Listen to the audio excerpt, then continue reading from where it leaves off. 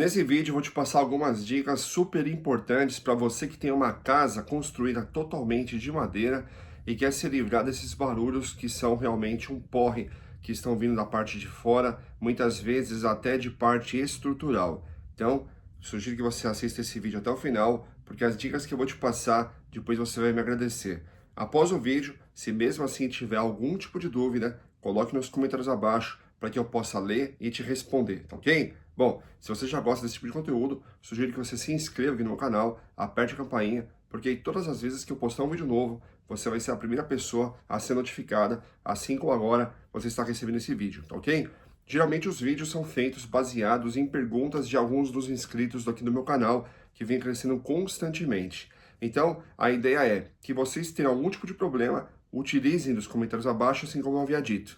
Aqui no caso, a Cris Madalena, como você pode perceber, ela informou que ela tem uma casa de madeira e o barulho externo está incomodando demais e ela não sabe o que pode ser feito. Então, assim como a Cris fez o comentário, você pode estar fazendo o seu comentário também, participando do canal, tá ok? Bom, vamos lá. Primeira coisa que você tem que saber é, quando você vai construir uma casa, muitas vezes de madeira, é mais o pessoal que constrói justamente em lugares muito frios, né?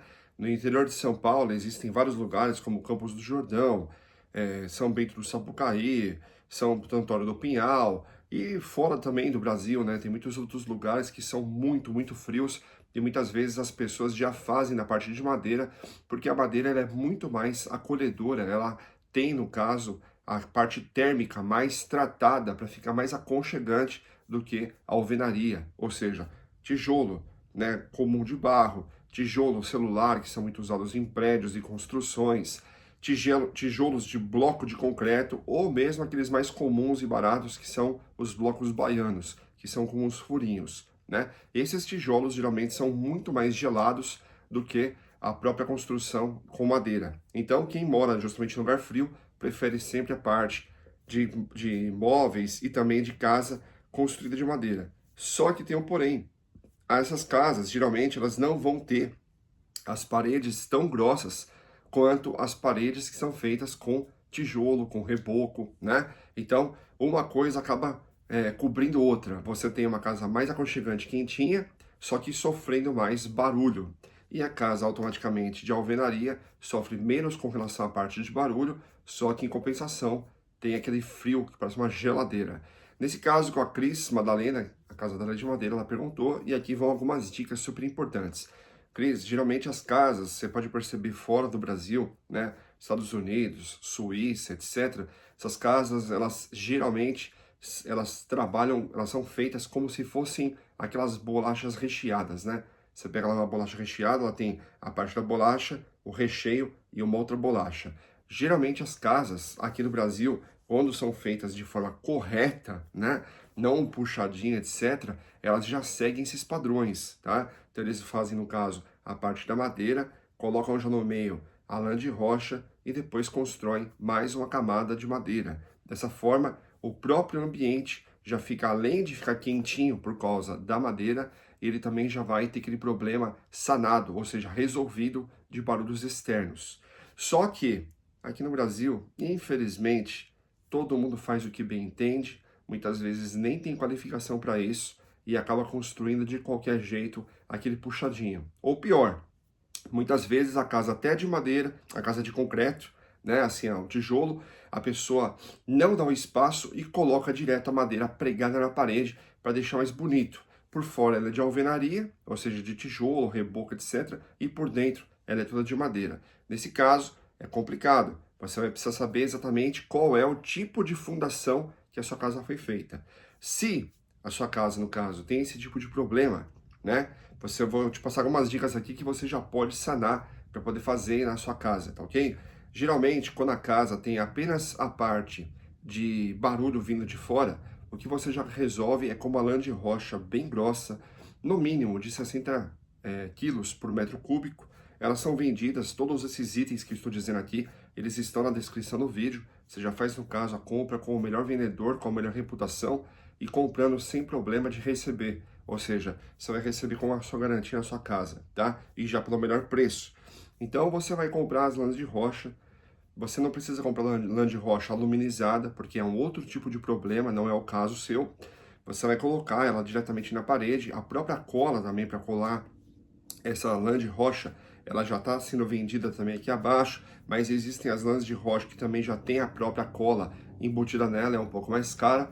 Você vai colocar na parede inteira, né, desse cômodo que está sentindo esse barulho, né, esse barulho sonoro. Então você vai saber exatamente de onde que está vindo, porque se você tiver que fazer a parte de tratamento acústico e térmico na sua casa inteira, vai ficar bem caro, né? Porque a lã de rocha já não é barata. Então vamos supor que o cômodo que você está tendo esse tipo de problema é o quarto.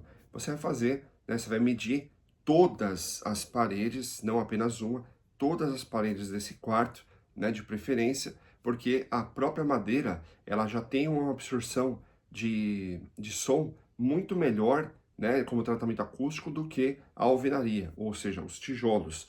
Então você ajuda a ficar aqui uma caixa ali, mais fechadinha, vai ficar melhor a parte de resultado que você precisa.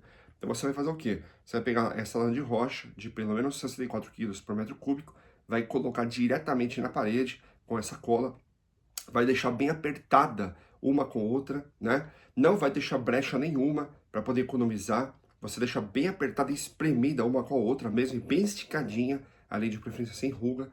Você vai esperar essa cola secar bem e deixar ela bem firme na parede. Aí sim, você vai deixar mais ou menos um espaço de 7 a 8 centímetros dessa parede, dessas paredes, né? Você vai fazer uma de cada. Você vai deixar esse espaço para poder construir uma esquadria de alumínio para poder colocar uma nova, ou você pode usar o próprio drywall, né? Mas aí vai ficar aquele acabamento mais moderno, não vai ter mais aquele aconchego da madeira, né? Mas é muito mais barato uma chapa de drywall do que comprar madeira. Agora, se você quiser manter, digamos assim, a originalidade da sua casa, aí você compra as madeiras do mesmo jeito e você vai precisar colocar nessas esquadrias de alumínio.